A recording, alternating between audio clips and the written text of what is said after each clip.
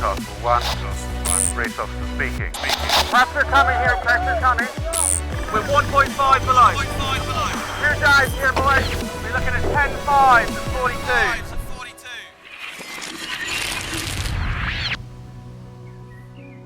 Hi everyone, it's great to have you along for another edition of the podcast. I hope wherever you may be around the world, you're managing to stay in good spirits. With things changing on a weekly basis and at different rates around the world, it's really great to see people getting back on the water, enjoying time with family, out getting wet, enjoying the wind.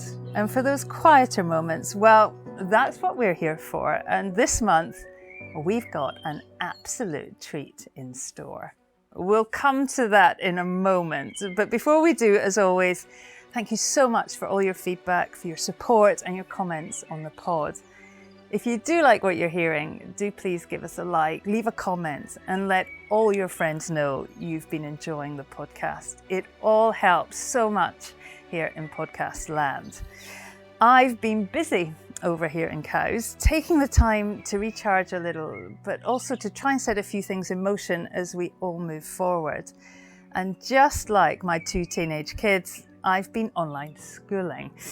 It's been great, and I'm not going to lie, it's been a challenge at times, but I've been brushing up on my navigation and chart reading with the ever so patient teacher at UKSA. I'm hoping I've picked up a few more podcast listeners from my online classmates. Guys, if you're listening, welcome to the pod. But I strongly recommend it. If you're messing about in boats and want to deepen your knowledge, maybe even just get a little refresher, then there's some great online resources available. It's been fun, trust me. So, who have we got lined up this week? Well, if you're listening to this, you're already going to know that joining me for this week's podcast is one of the most talented, most decorated, most successful sailors of not just his own generation, but of all time. In 2012, he became the most successful Olympic sailor ever, claiming a 4th Olympic gold medal at the London Games. And just 1 year later, was standing on the podium holding the America's Cup, having played a key role in that much discussed comeback win by Oracle Team USA out on the windy waters of San Francisco Bay. I am, of course, talking about British sailor Sir Ben Ainslie, who you may have most recently seen out on Sydney Harbour, where in his first ever SailGP event, he took out 4 from 5 fleet races and the winner takes all match race, putting on a dominant display in the super fast F50 catamaran. It was really great to see Ben back racing in Sydney. It was the venue that saw him win his first Olympic gold medal back in 2000. And we were TeamGB teammates back then and racing out on the same courses. Ultimately, we both ended up on the top step of the podium, but Ben's medal win, his approach to the final race, was a real mark of his dogged, no compromise, attacking character. We talk through all of that and reflect on a whole lot more of Ben's Olympic sailing career in the first part. Before, in part 2 of the pod, looking more at Ben's relationship with the America's Cup and how well placed he sees himself and his team, Ineos Team UK, as this 36th America's Cup draws ever closer. We talked to Ben at the team base in Portsmouth. Social distancing, of course, but it was an exciting day. As we arrived, the crane was out, and the stealthy, imposing matte black AC-75 was out front, and there was much activity. The team were preparing for their first day back out on the water after months of lockdown. He's a busy man, Ben, so before we get underway, I have to send him a massive thanks for being so generous with his time. Trying to win back the America's Cup brings with it a massive amount of pressure. So sitting down to chat for a couple of hours, well, it's really appreciated. I hope you enjoy the time I spent with Sir Ben Ainslie.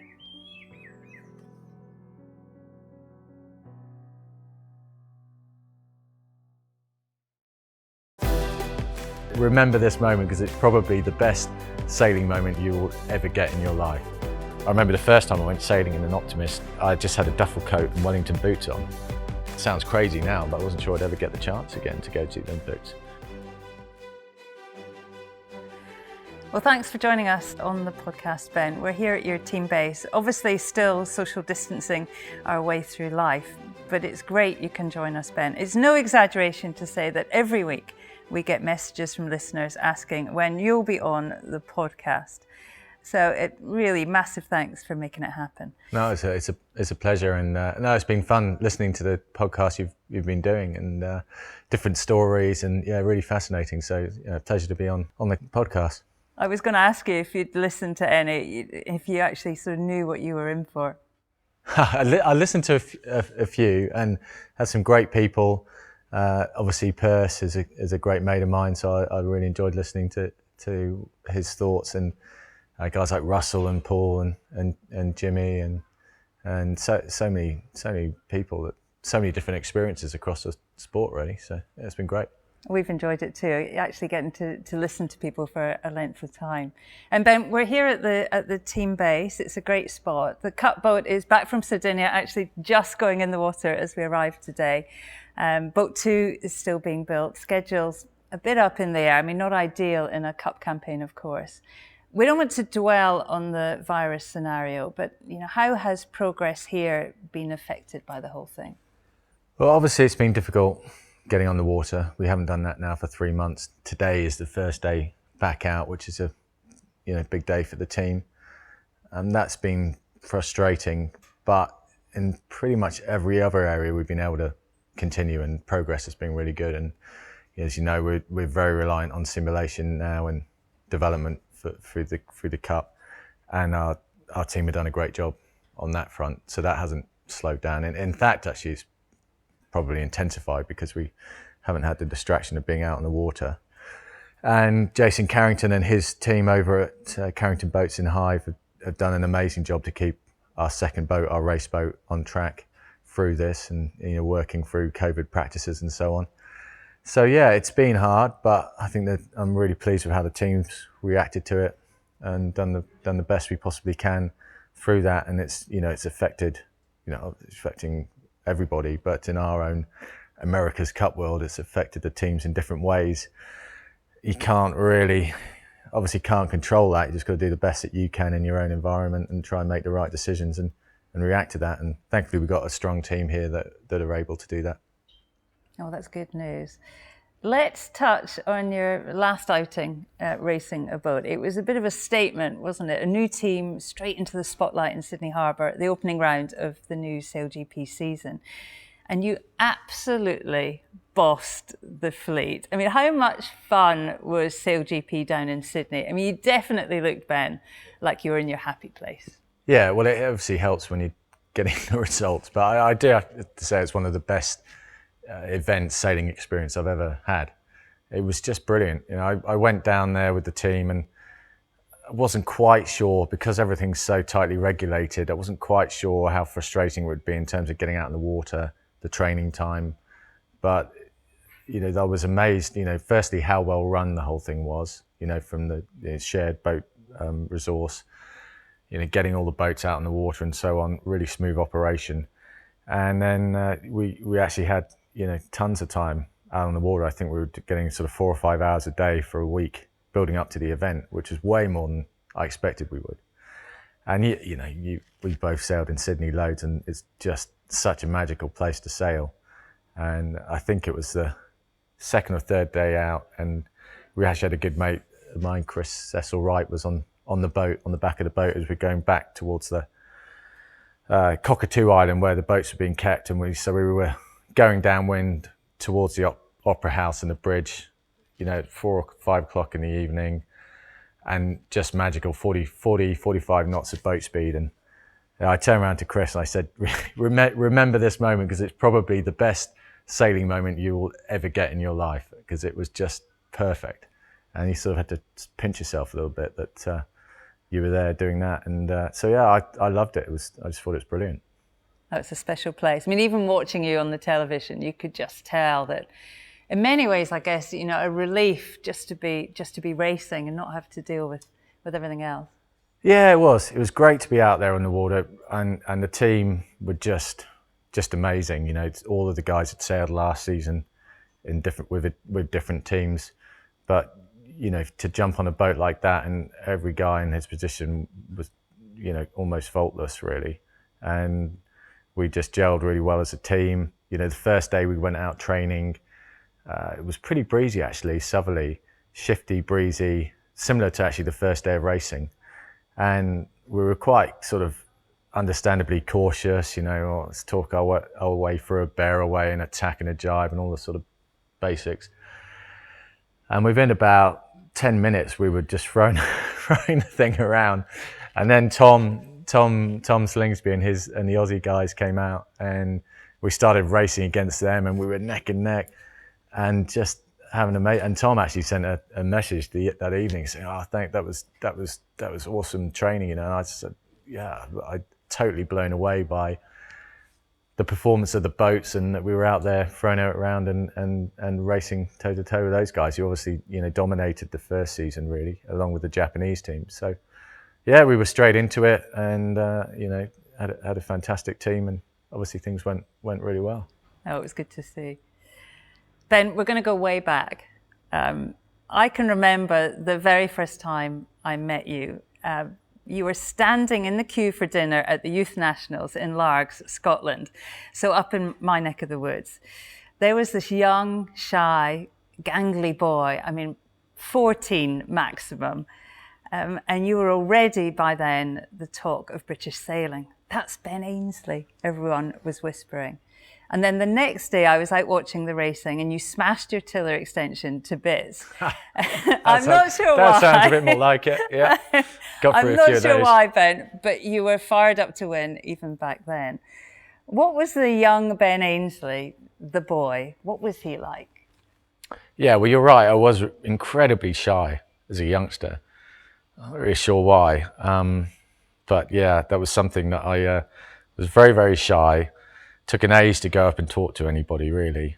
And, but I had this somewhere, this sort of burning desire to be good at sailing, basically. It's something sport I always loved doing. My dad was a really keen sailor, but an ocean sailor, wasn't a dinghy sailor, didn't really know anything about that. But I was really fortunate when I was about 8 years old, my family moved to Cornwall. We lived in Cheshire, which for those not from the UK is in the middle of the country near Manchester. And we did a bit of sailing at the weekends in North Wales and so on, but we didn't get on the water that much. And then, as I say, we moved to Cornwall, and that's where sailing really took off for me because we lived in a small fisherman's cottage on one of the creeks, Strongett Creek. And so I was able to just wheel my Optimist down to the beach and just go out sailing on my own. And it was sort of different times then. You could sort of do that without any coach boats or what have you. And I remember the first time I went sailing in an Optimist, and I just had a duffel coat and Wellington boots on. I didn't have a life jacket, which is nuts. I mean, there's no way I'd let my daughter go out without any life jacket or anything like that. But that's just what you did in those days. And so I spent loads of time on the water, just really loved it. And then started racing and just loved the competition. And so, yeah, as I grew up, I was really, really determined to try and be good at sailing, very shy. And so I was a bit of a Jekyll and Hyde character, really, on and off the water. And as I've grown up, those two characters have sort of slowly merged, I think. So, yeah, that's sort of how it started. Did you have an awareness at all that you were good at this? Yes and no. I mean, I was good. I was really fortunate. The local club, Strongett Sailing Club, one of the parents was a really successful Firefly sailor called Phil Slater, and he had two kids similar age to me, and he really started the training at the club. And just in his spare time, he and his wife Julie, and then they drew in some of the other parents who would help out, and so we had the parrots, which were the beginners. We had the barracudas, which were the sort of intermediates, and then the aces, which were the top. So I started off as a parrot and worked my way through like everybody else, and then started doing well. There were quite a few other really good sailors that came out of that club. A guy called David Lenz, who races a lot, one of the top sailors here in the UK and top sail designer with North Sails now. So he and I had some amazing races. I mean, actually, probably some of the toughest racing that I've had in my career. You know, going up against people like Robert Scheidt, actually going up against David Lenz was probably tougher. And I think that was great, that competition at that age as youngsters coming through in our optimists. So we went from, you know, having a few people who were top 10 in the country, maybe, to being the top club in the country. And so fantastic training ground. And I learned a lot through those years. As a teenager, I mean, you weren't the only talent in the British camp back then, of course. I mean, recently spoke to Ian Percy on the podcast, and he talked about that golden era in the UK. So many youngsters went on to become big names in sailing, all from that generation. What do you remember about that time? And with a bit of hindsight, you know, why did that happen? How much do you think did you all push each other to get better and better? Yeah, you're absolutely right. You know, there was an amazing generation there. And I think mostly it stemmed, you know, probably from Jim Saltonstall, I think, because he, you know, when I look back and think about the youth training camps and sort of laugh about some of the things we were getting up to and all the rest of it and some of the coaching sessions. But Jim Saltonstall, of course, well, I mean, he masterminded, you know, the youth training scheme in the UK. That's right. But I think what Jim sort of instilled in us more than anything was this belief that we could be successful.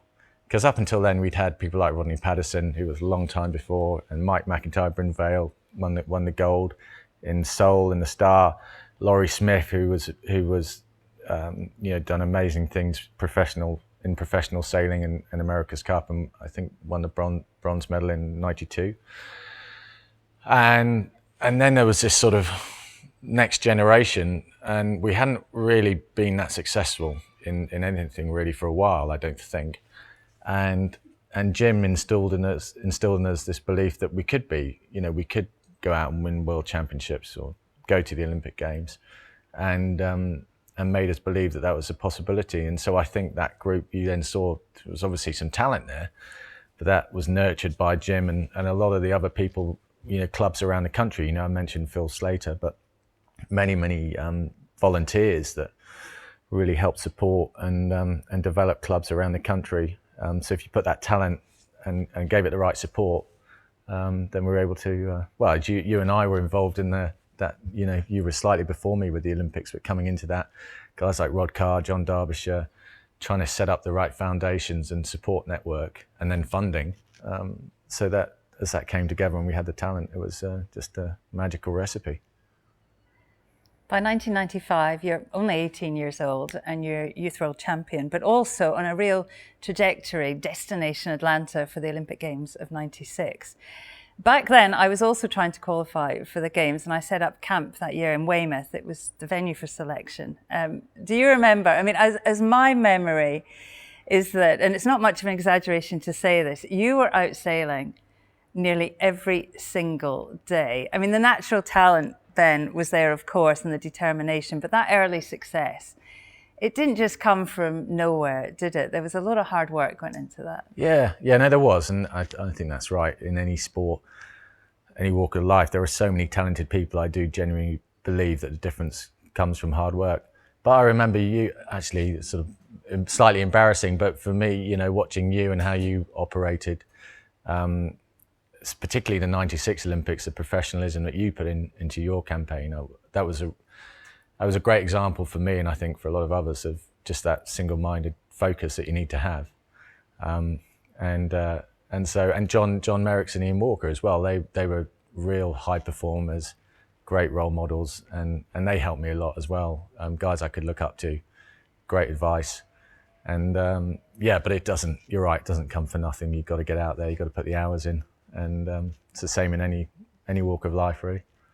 I used to, you know, open my curtains, and if it was raining, I'd think, oh God, maybe just the gym today. Then I'd see Ben Ainslie was out, and I'm like, well, and I trained with a great guy called Mark Littlejohn, who went on to be a fantastic coach.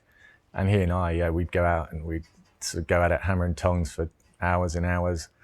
And those were great days. I look back to them, you know, training through the middle of winter down in Weymouth, staying in, you know, some dodgy B&B where you had to put your 50p in the slot to get the heater to work, and running out of money and all those sorts of things that we did back then. It was great. By the Olympic year, you'd made massive strides. You medalled at the Laser World and were already seen as a real contender. I mean, still so young, so much expectation. What's your memory of how you approached the Games in Atlanta? Did you think you could win, Ben? Well, I was, yeah, as you say, it's on this massive trajectory of learning, and the results were getting better and better. I won the Europeans just before the Games and was third at the World Championships. But there was this guy called Robert Scheidt who was annoyingly good, that won pretty much everything. And I think all of us sort of had the expectation that Robert was the firm favourite going into those Games. And for me, it was just a matter of how quickly could I keep improving. And the one thing that I did have, and I was fortunate, and I know that you did as well, I was really quick downwind. And in any form of sailing, that's a massive tool to have in your weaponry, because if you mess up a start or you go the wrong way on the first beat, you've got some kind of an out. You can get yourself back to a respectable result, and then the races that you obviously get it right, you're up there in a strong position. So those Games, I remember I started terribly. The first race, I think it was in the 20s or something, and I was overheating. It was very hot and humid in Savannah. I was overheating, sort of bits of probably blown away by the occasion, and I had to sort of settle my nerves a little bit between the races. I had a much better second race, although I got tangled up with the woman mark. There was a big pile up of boats, and a French guy called Guillaume Floron, who actually would go on to become somewhat of a nemesis, I would say, through my Olympic sailing career, put in a protest. Well, I didn't actually know at the time, but afterwards I saw on a notice board I was being protested. I couldn't really work out for what, because I hadn't really sort of managed to avoid everyone and stayed out of trouble. And anyway, I went to see him and he said, "Oh, well, you made me tack onto port, and then I got hit by someone else, and that was all your fault because you didn't keep clear of me." What are you talking about? Anyway, so he put this protest in and told this story, which was an outright lie. And I was sitting there thinking, you know, and as we all know, in protest rooms, it's there weren't really any witnesses, I don't think, at that time, and it all happened quite late. I think, you know, how am I gonna deal with this? Because it's, you know, his word against mine, and he's protested, so I've kind of got to prove somehow that this didn't happen. Anyway, I think you remember that Marriott Hotel, which was the Olympic Village. They had, at the end of each day's racing, they put the big screen up and they showed the racing. And we were waiting as the jury was sort of deliberating. And thankfully, the race came up, and the first one was marked. And this incident, and exactly as I had said had happened, you know, I'd come in we were both on port tack. Guillaume had got taken out by, I think it was the American guy, and they got tangled up, and I'd sort of tacked around and gone off. And so I said to the chairman of the jury, I don't really know, and I was only 19. I was a bit, inexperienced in terms of protests and how they work. I said, I don't know if this is right, you know, to procedure, but I've just seen the incident on the TV. It'd be really helpful if you had a look at it. And he was a really nice guy, the chairman of the jury. I remember he's an elderly guy, and really one of those sort of guys that trying to do the right thing and supportive. And so he said, "Look, okay, leave it with me. We'll go and have a look." And then they came back and, of course, said, "Yeah, it's as you said it was, and we're just going to throw out the protest." But that unfortunately wasn't the end of my my run-ins with Guillaume Floron as a sort of experience again, I think, in Athens a few years later. I love that you remember all the detail of that. Yeah. 24 years. Yeah, I know. It's a bit scary. So after those initial moments, you did actually put together a strong series. And for our listeners that won't maybe remember this, it went down to a final battle for gold between you and Brazil's Robert Scheidt. It was a rivalry that the sailing world would, of course, get used to seeing a lot. What happened in that last race? A fleet race, of course, before we went to medal races and all of that. Tell us what went on, Ben. Yeah, so the deal was Robert had quite a good lead. With about 3 or 4 races to go, we were pretty much neck and neck. And then I remember the penultimate race, Robert had a really good one. I was maybe 8th or something like that. So he ended up with about an 8-point gap.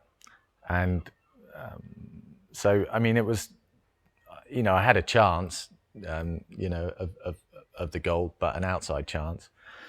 And then Per Moberg from Norway was in third and a little bit about similar distance behind me. And so going into the final race, I was just going for it to try and win the race and see if maybe Robert had a problem and maybe it would go my way.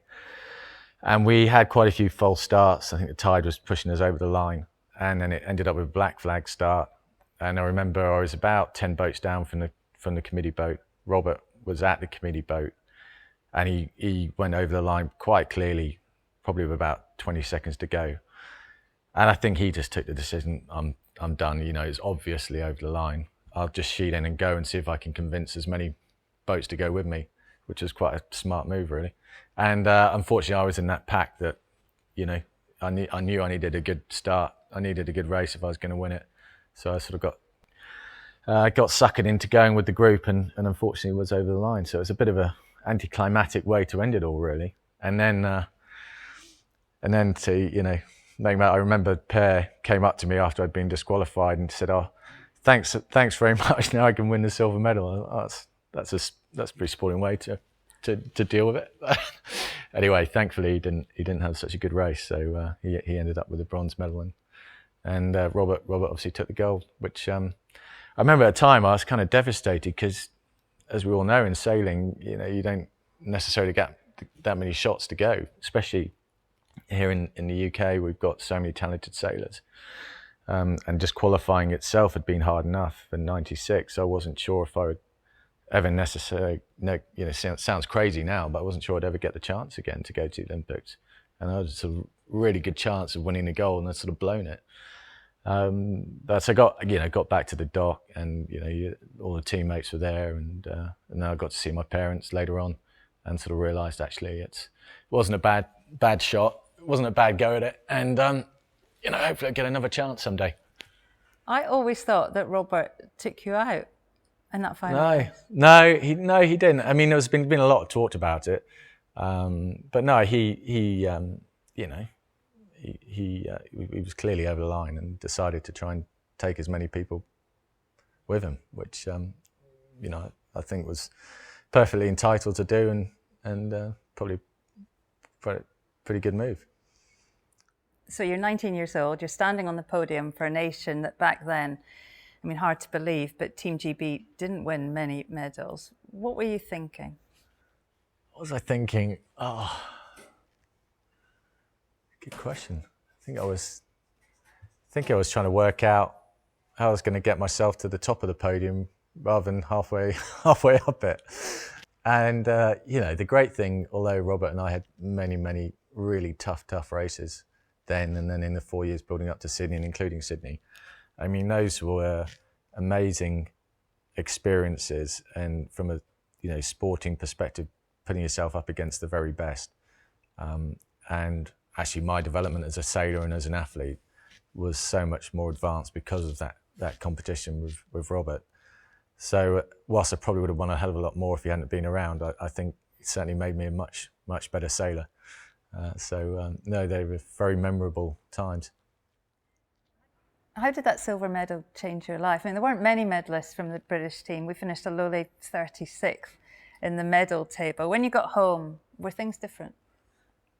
Yes and no. I mean, I think as anyone who's done an Olympic campaign will tell you, there's this sort of moment of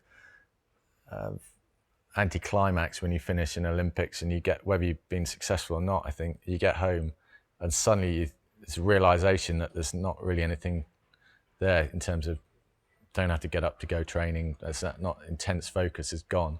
And that was quite a weird experience the first time I went through it. And actually I learned quite a lot from that to help me in my future Olympic experiences or campaigns.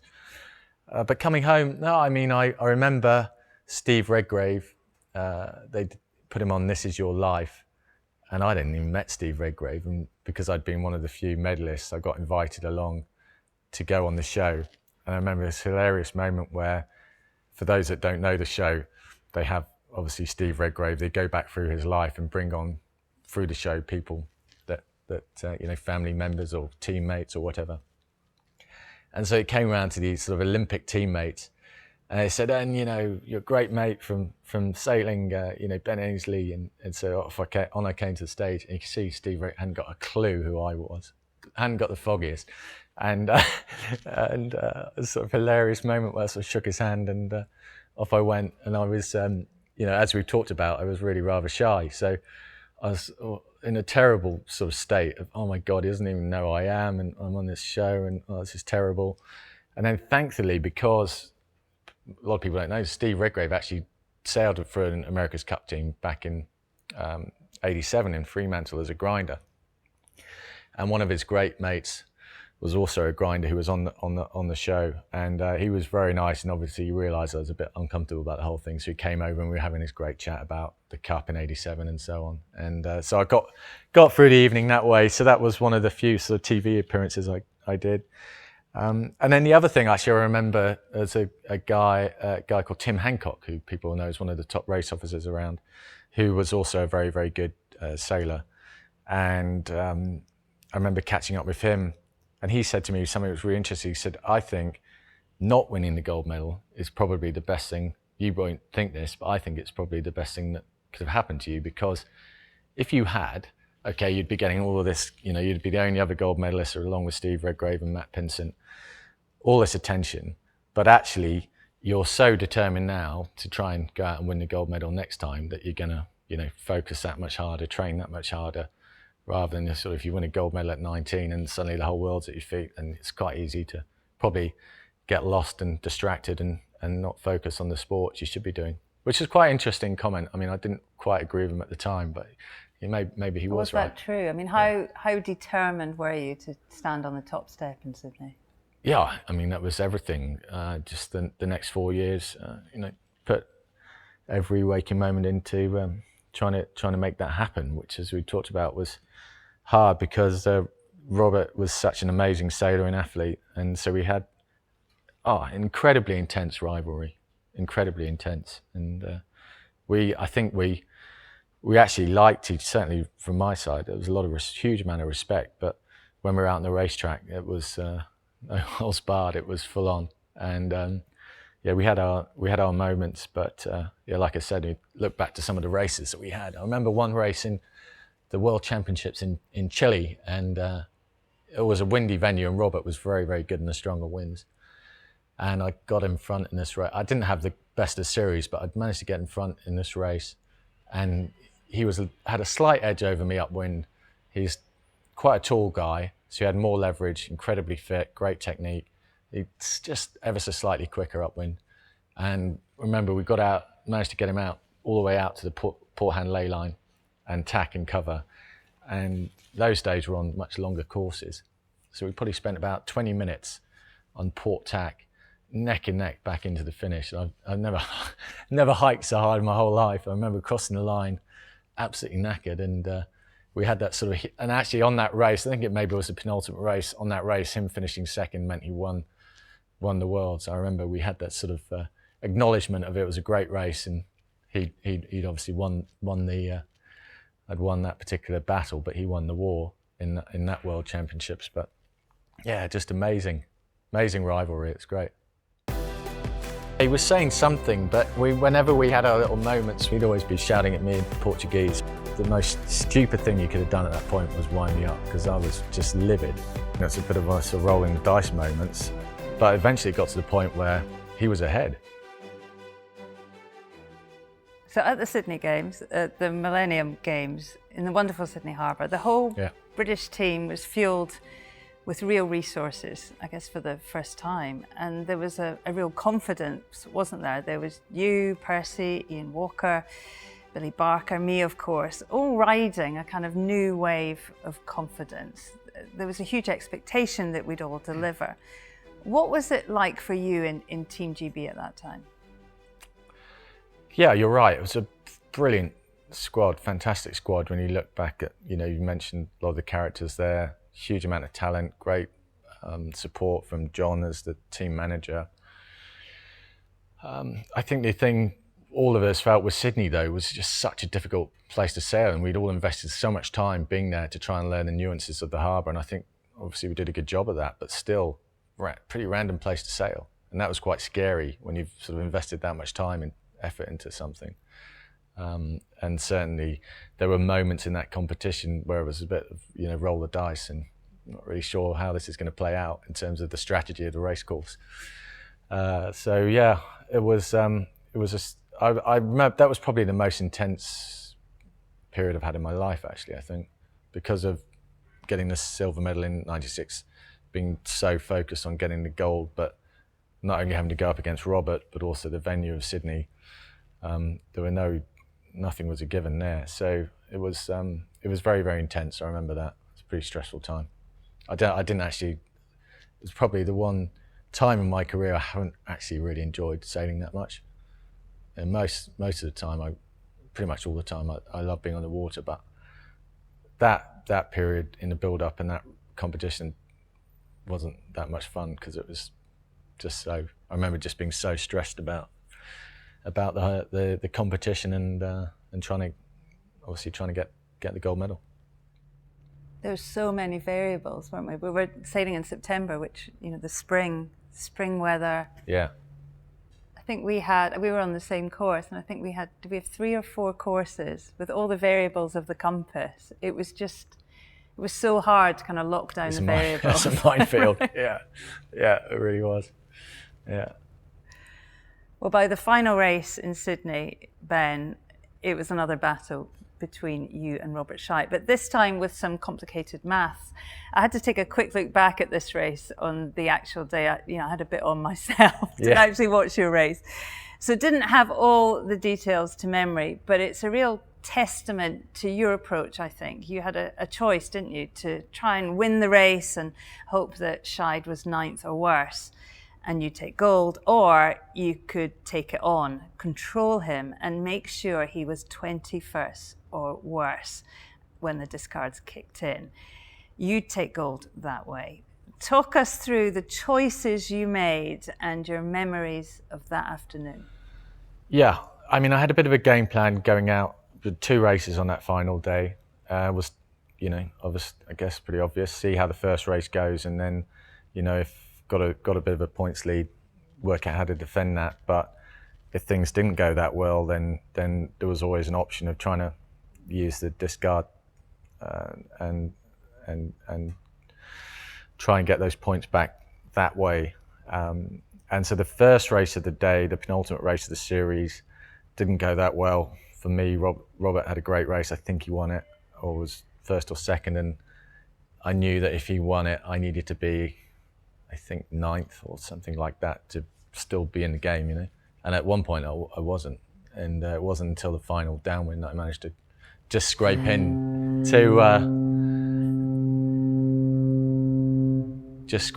enough to. We're in Portsmouth, there's a bit of traffic. yeah. Off go the Navy, bless him.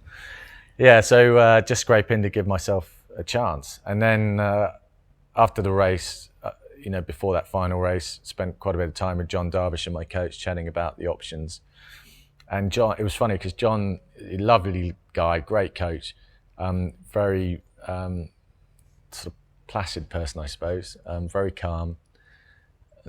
And I remember him saying to me, well, look, if you're going to do that, you're going to have to really do a proper job, there's no halfway, you're going to have to really go for it. Which is kind of really unlike John. And I remember thinking, well, actually, if John's giving me that advice, I really am going to have to go for it. And you're kind of right, because you're going, one of the most talented guys to ever set foot in a boat, in my opinion. And you've got to try and get him outside the top 20. It's, massive ask. But the breeze was blowing out of the west.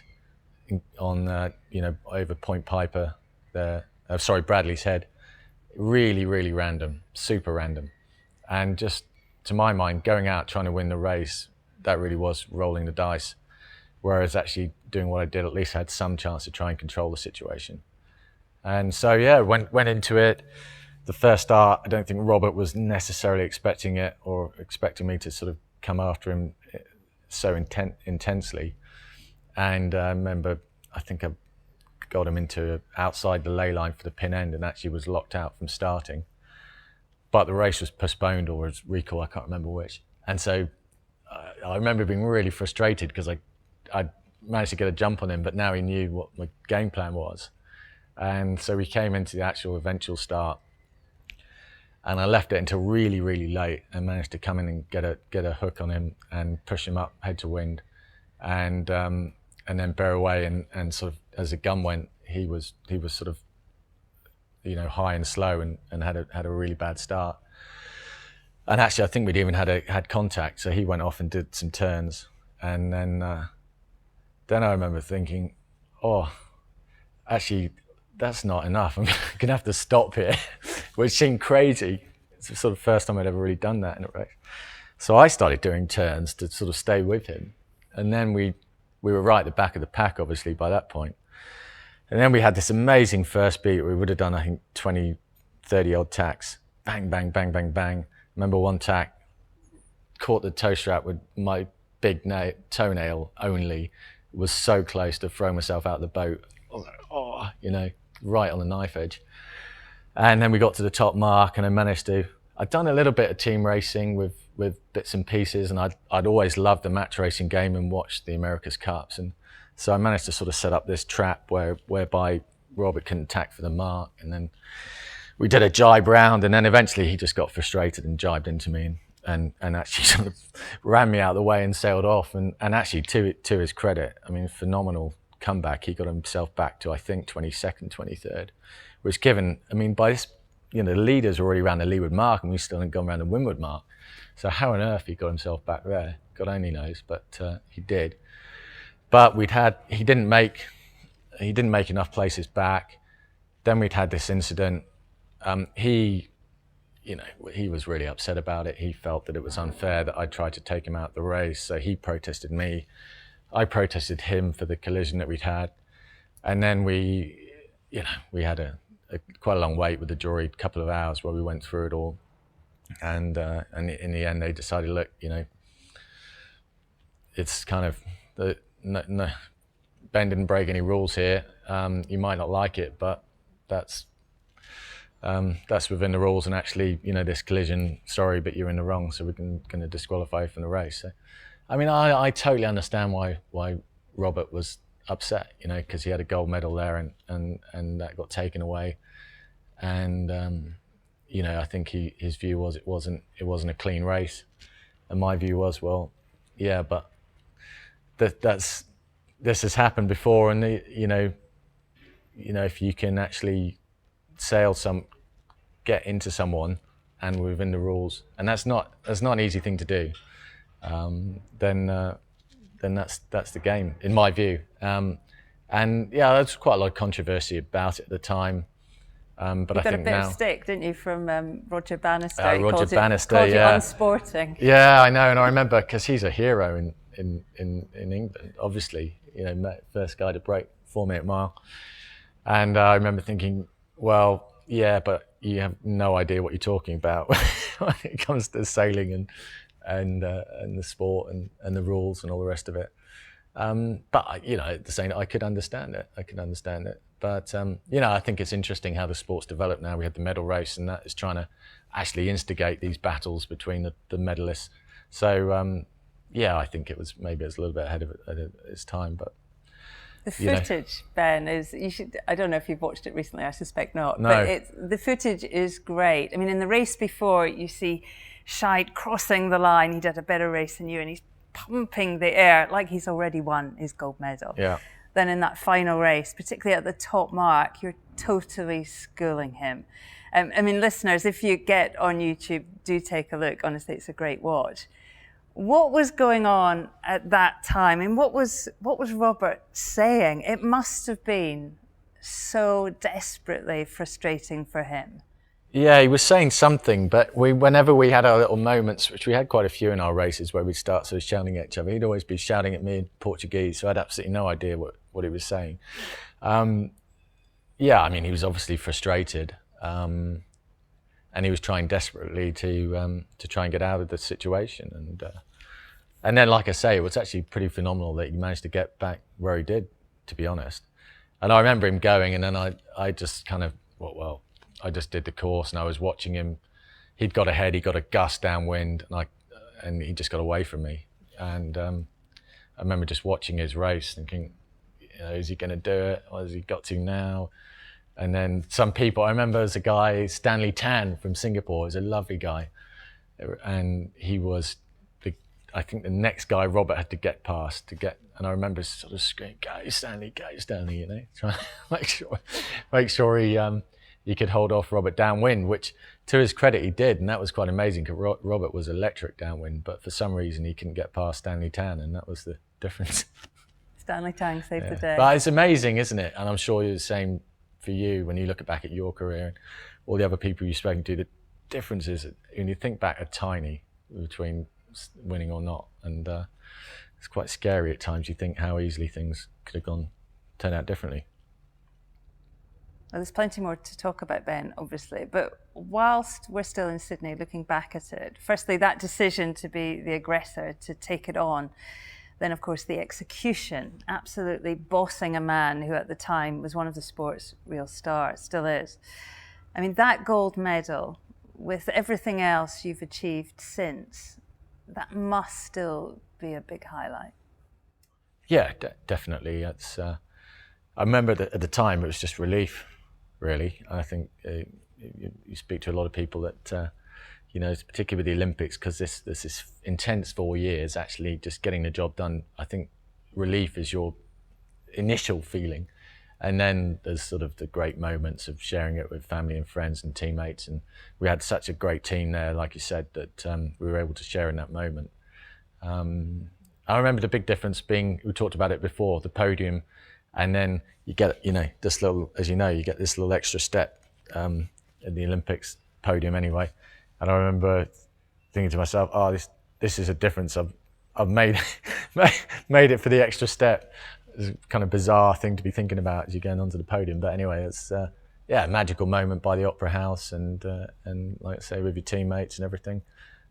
Really, really very fond memories. Well, we're going to stick with the Olympics for a while, but there's been quite a few. So we're going to jump forward a bit and I'm going to highlight them here. So you switched to the fin for Athens and then Beijing, 2 more gold medals, just like that. And then in 2012, it was the big one. My first question, I guess, I mean, many athletes go for a lifetime without competing at a home games. Can you remember the announcement? Can you remember how you felt when Britain was given the 2012 games? I can imagine, Ben, it's a massive excitement or a feeling of dread with all that added unwelcome distractions. Well, no, I remember exactly where I was. It's sort of one of those moments you don't forget, isn't it? I was in Trafalgar Square. I was helping out in a small way with the bid, and I'd been asked to go to Trafalgar Square for the announcement. And at that time, I was sort of umming and ahhing whether to stay in Olympic sailing, because I was working with Keith Mills and Team Origin. Obviously, the Cup had been a big focus. I'd been with Team New Zealand, and really wanted to try and make my way in that side of the sport. And so I was there in Trafalgar Square. It was a bit of a shock announcement because it was really close with Paris, wasn't it, as to who was going to get it. And I remember just the atmosphere was electric. Trafalgar Square just took off, unbelievable atmosphere. And at that moment, I just thought to myself, I've got to be involved, but somehow I've got to be involved with this. Even if I'm not racing, I've got to try and be involved because it's going to be such an amazing event. And so that's when I started trying to work out how I could get back in and get back into the fin and start putting a campaign together. So it was a big moment. We have to ask, Ben, I mean, the build-up didn't quite go to plan, did it? I mean, at the time, you were under real selection pressure, weren't you, from your current teammate, Giles Scott. Giles was banging hard on the door of the selectors. And there was the incident with the camera boat at the Worlds in Perth. I mean, how was your build-up to those games? Actually, they were quite good. I mean, we had just qualifying that was a serious challenge because I've been out of the fin for a couple of years. Giles and a few of the other younger guys had come through, Giles in particular, sailing really well, really good technique, really learning to race well. So I knew it was going to be a pretty intense battle just to get that spot. And at the trials in Weymouth, it was the Sail for Gold Regatta in Weymouth in 2011. So I'd been back in the boat then for about 10 months. My first event back in the boat was in Perth, and it was just a shambles. I remember I was all over the place, and it was quite windy. I hadn't put enough weight back on, I hadn't got my sailing fitness back. I was way off the pace. I remember I went around one leeward mark and just made a complete hash of it, fell over in my boat, almost capsized, or sort of arse over to it. And remember some little laser radial kid who was watching, I guess his race was postponed or something, just pissing himself in laughter, and I was just so embarrassed because like, there's this kid looking at me and he probably thinks, who the hell's that guy? He's complete numpty, So I knew I had a bit on to catch up with Giles and the other boys. I mean, thankfully Sid, David Howlett, who was my coach for most of my fin career, was amazing in terms of helping me get back on the pace with the kit and so on. And so I knew I had good kit, and it was a case of sort of getting the sailing fitness back and so on. But that Self Gold Regatta 2011 was really a big one, a big career-wise. It was a massive event, and I managed to win it and then get the nod for the pre-Olympics and win that, and then that sort of was the sort of selection done. But then unfortunately I started, we had the Worlds in Perth that you mentioned. I had a slight run-in with someone who got in the way, which is another been many embarrassing moments in my career. That was one of them. And yeah, that was a bit of a distraction because there were some people in the sport who were trying to, I think, use it as a bit of an opportunity to make life difficult. And I had to have a hearing, with World Sailing, or ISAF as it was then. And I lost the World Championships as well, which is pretty frustrating after sailing a pretty good week. So getting through that, and then unfortunately through that as well, I managed to, I've always sort of suffered with my lower back. And through those championships, I realised I was starting to get pain down my left side, and getting back, it was getting worse through the competition. Then getting back home, going to see the specialist, and realising that actually getting trapped nerve, and I needed to actually go through a procedure to free that up. And so that was a really worrying time because I knew I was going to have surgery. I was going to knock my fitness, knock my sailing time. Then I had this added pressure of this hearing about my run-in in Perth. So yeah, it was a pretty stressful time actually then. And the surgery went well, and I got back pretty well, but I really struggled to get enough weight back on, and for whatever reason, my body sort of felt like it was breaking down. So I went into the games and I was having injection in my ankles because they were cramping up. My back was so I was really sort of patched together and not in great shape. So it was a really, that was probably the toughest Olympics I've done, I think, because I didn't feel in great shape. It was a breezy summer down in Weymouth, and that's never, all the boats I've sailed, we talked about it earlier, I've sort of always set myself up to be quick downwind. That was just a strategy I took because I felt that gave you a huge chance to have that downwind speed, gave you the chance to come back. And so I was light for the boat anyway, and then if I didn't have the fitness in the strong breezes that we saw, I was struggling. And Jonas Christensen and PJ Posma in particular really got their act together. They did some good work, I think, with their rig and sails through the summer. They were both big guys, and they definitely had a lick of pace on the upwind, and it was very, very difficult. It's had to sort of muster every ounce of energy and determination and every trick in the book really to come out on top on that one. Tim and I were out in the rib for the BBC, so we lived every one of those races out in the bay in Weymouth. I don't think my back had recovered either, Ben. And there was a real battle, wasn't there, between Jonas Christensen and Peter Posma. I mean, in some ways, it felt like they decided that beating up on Ben Ainslie needed to be a team affair. How tough was that? Yeah, I don't know. I mean, there was that one incident where we were all together, and I went around it, and it was to be fair, it was pretty close. But when we all know when you've hit a mark, And they all said, "Oh, you hit it." And I was like, "Come on, guys, it's a bit of a soft one, And anyway, I had to do the turn because it was, I couldn't risk going into a protest with two against one and witnesses and so on.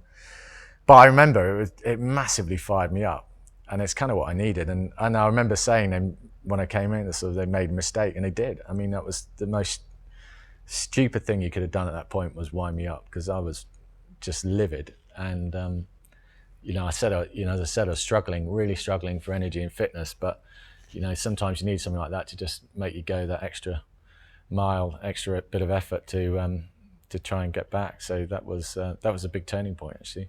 They helped me out inadvertently. They made you angry. That was the quote of the day, wasn't it? Yeah. Don't make me angry. Yeah. Another great comment. And then, Ben, the medal race, the final day. We were watching again from the rib. We'd just been watching Ian Percy and Bart just miss out on that gold medal. It was so heartbreaking. Really, and then it was your turn. And I remember feeling so nervous for you. It was the middle Saturday, Super Saturday it was being called. In London, Jess Ennis, Mo Farah, TeamGB were on a real roll. And you were carrying the weight of the nation down in Weymouth. What are your memories of that medal race? Well, firstly, as you said, Percy and Bart, I mean, that was just, I couldn't believe that, watching that race unfold, because they'd done such a good job. And it all looked sort of in the bag, and they'd sailed amazingly through the whole series. Problem, there's only, I think, 10 boats in the fleet, so although they won most of the races, I think probably 50% of the races, couldn't actually get that much of a points jump on anyone. And then that race, that final downwind, we all knew that race course was really patchy and tricky, and just got caught out in a bit of a hole. And Freddie had sailed a great race, yeah, I was just sort of gobsmacked, really, looking at that. That's, really, two great mates. And so I was really, genuinely was upset for those guys. And, but then very quickly I had to sort of try and just get on with my own race. I had enough to sort of deal with. I remember I went out with the heavy air sail, or, heavy air sail, but the crossover was about 10 knots. And it was actually lighter than I thought. So I had to change sails. So I remember I was a bit frustrated about that, and then had to get into the race. But there's always been something I've always loved about the intensity of races like that. That it's kind of all on the line, and it's a bit, it's a bit crazy. But those pressure moments, I think, kind of why you do sport, right? Why you train, because that's when it gets exciting.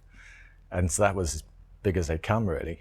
Sort of winner takes all, well, not winner take, but whoever beat who. And of course PJ was there in the background, had a chance, sniff at it if as happened, Jonas and I were right at the back of the fleet.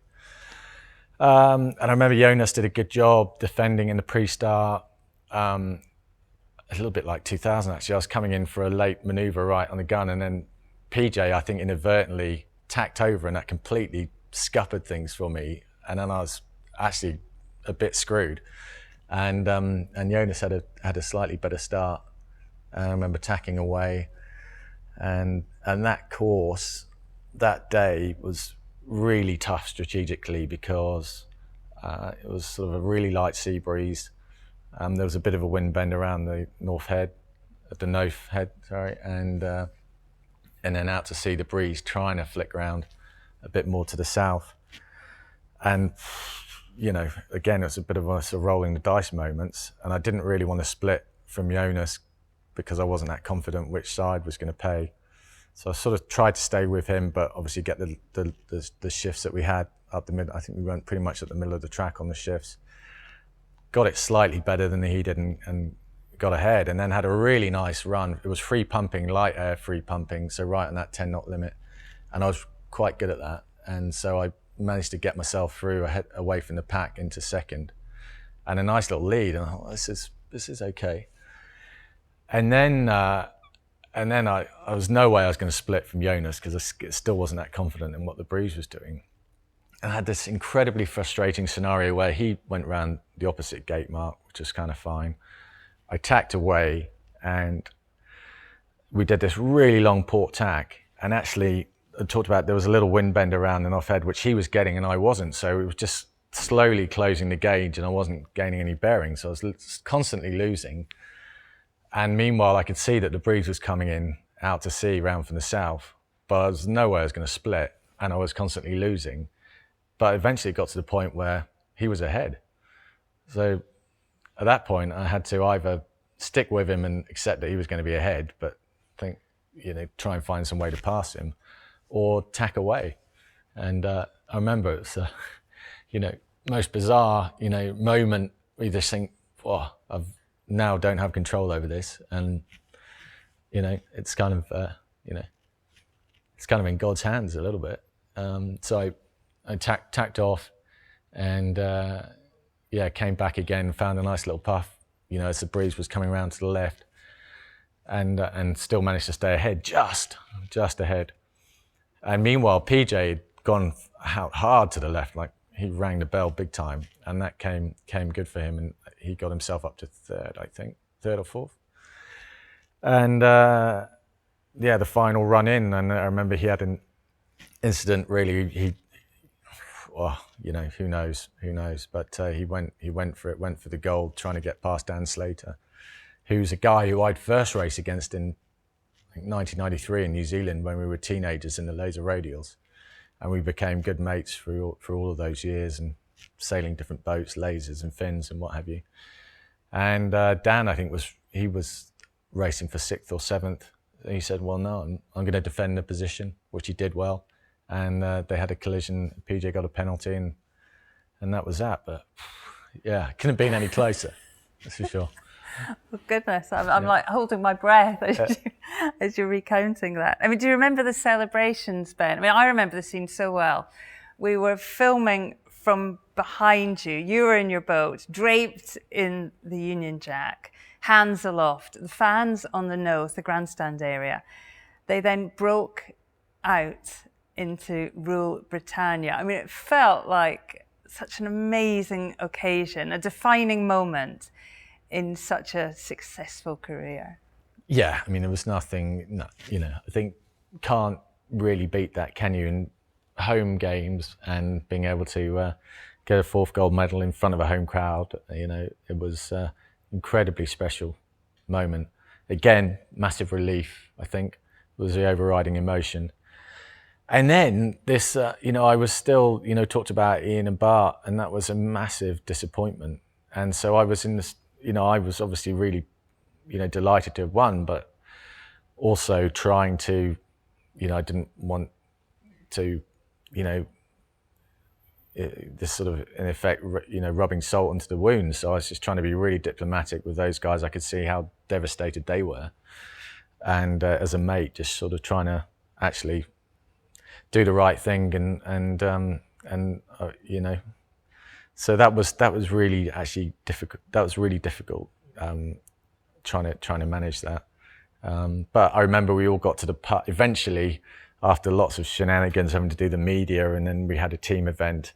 We finally got to the pub down on the front, and all of our families and teammates and mates were there, and we had an amazing session. And because when you're in those environments, Olympics environments, you kind of locked off from the rest of the world a little bit. So to actually see family and friends and celebrate was very special. And that was that. And Olympics has passed since Rio, of course. By then, your attention already elsewhere. But looking back on your Olympic sailing now, what was your approach? What was different about your campaigns, Ben, that made you so successful? Well, I think we sort of talked about the work ethic, the focus. Those are all things that all of the top players had. Some more than others. I mean, there are a lot of really talented guys I've seen in the sport who didn't really have the application, I think. So that work ethic being number one. I was really fortunate in the fin that we talked about David Howlett, because he's super smart guy, a great sailor, but super smart technically. So it was really a sort of marriage made in heaven in terms of him being able to help on the technical side with the kit. And so actually the first year I got into the fin, within 2 or 3 months of sailing the boat, I'd managed to win the Europeans and World Championship. And that was purely because, he knew he knew the kit, he knew the gear, he knew what sort of setup would work for me. And I was able to get into the boat, make a few fine tunes, and be on the pace straight away, and then managed to sail well. And yeah, so he was a huge part of it, really. And I remember probably the best thing coaching advice Sid ever gave me was, he said, you know, we started out, said, look, you know, obviously done well in lasers and the Olympics and so on, but he said, you know, I think the goal should be, because we all know sailing's got this sort of randomness in it, your goal really should be that you're good enough that if you have a bad week, you're still in the game, you can still win. And so we sort of made that pact, really, and that's what we worked towards, and we got to that point, you know, and I think 2012 was a good example of that, where really I didn't have a great week. I wasn't feeling that great. I didn't really sail all of that well, but I managed to just about keep myself in the game to have a chance. And so that was a great bit of advice that I took with me and still use a lot. You know, it's a good bit of experience there from old Sid. I think your approach, Ben, was a bit different to mine. I mean, I like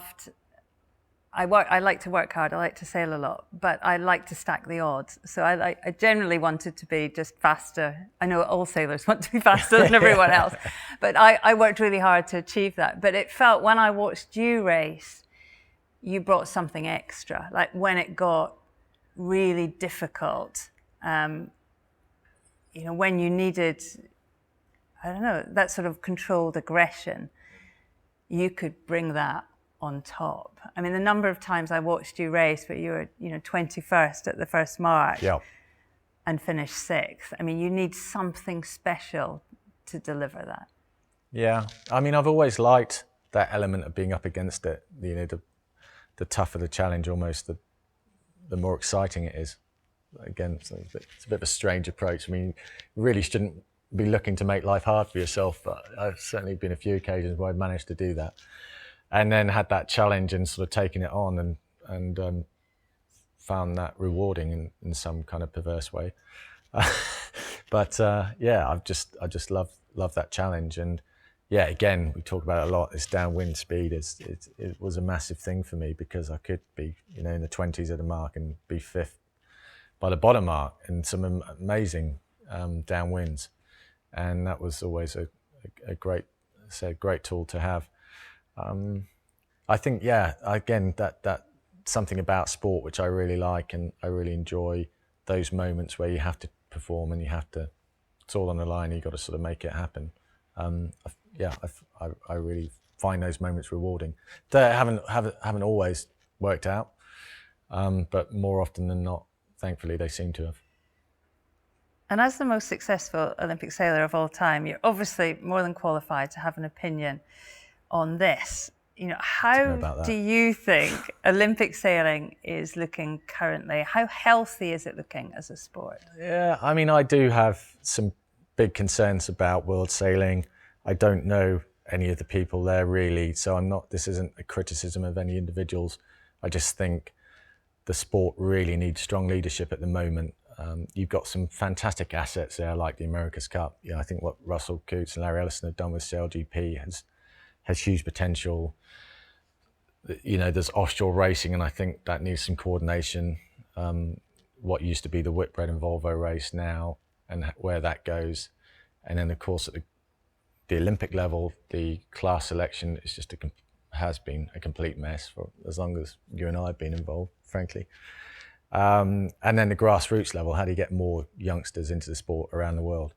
So I think it really does need strong leadership. I was super pleased to hear that, you know, Dave Graham has been put in as a new CEO there.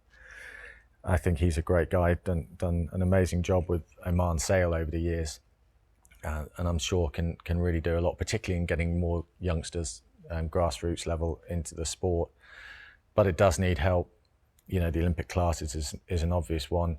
And then, you know, with these big events that you've got, how can we, you know, consolidate so that, you know, you've got your Olympics, you've got your CLGP, America's Cup, around the world race, whatever that might be, and get the you know, the top guys in the sport competing. You know, your Pete Burlings, the younger sailors coming through, and they, I think, frankly, need more support from World Sailing, the governing body, to promote the sport and promote these athletes. A lot of other sports do a much better job of that, and I think that's something, maybe because in sailing before professionalism really only came about in the 90s, 80s, late 80s, early 90s, and it's quite a conservative sport, but I think it's really missed an opportunity in terms of promoting its. And I'm not talking about people, I'm talking about the next, the Pete Burlings and younger than that, promoting those sailors and really obviously helping them, but more importantly, helping grow the sport. So I'd like to see much more effort from that. I hope Dave, wish him all the best with that role. Hopefully he can, I'm sure he will do a good job. There we have it, podcast listeners, the Olympic sailing career of Sir Ben Ainslie, the most successful Olympic sailor of all time. An inspiring listen, I hope you agree. And I meant what I said. If you're at all into small boat racing, get on YouTube and search Ben Ainslie, Robert Scheidt, Sydney. There's a Brazilian post on there with fantastic BBC commentary from my great friends Richard Simmons and Hugh Stiles. It's a bit odd as you'll have to jump forward to about 4 minutes, but make the effort. It's incredible watching Ben, his confidence with a gold medal at stake. Well, maybe don't try it once you get back out on the water for summer racing, but it's well worth the watch. There is still much to enjoy, everyone. Part 2 is already available online. In it, Ben and I talk about his early days in the America's Cup. We discuss how San Francisco 2013 went down from Ben's perspective, how he went from Jimmy Spittle's sparring partner to afterguard tactician with a famous defeat looming. That's a fascinating story in itself. And finally, of course, we discuss how things sit now as Ben and the team prepare for their next challenge in Auckland 2021. As ever, please do let me know what you think about the podcast at Shirley Sail on Instagram and Twitter, just me on Facebook. And please do remember to like, review and subscribe on whatever platform you're joining us on. It'd be great to know your thoughts on Ben's stories and to know how you've enjoyed any of the other podcasts available online. As ever, you've been listening to the expert work of Tim at Vertigo Films, who lovingly produces this podcast. Many thanks, Tim. You're a star. And a quick thanks to photographer friend Rick Tomlinson. Rick kindly dug out some shots of Ben from London 2012 that you may have seen on my social media channels. Rick, many thanks for letting us use those. And a quick thank you also to SailGP for letting us use some footage of Ben in Sydney to help promote this edition. Until next time, thank you so much for listening and sail safe, everyone.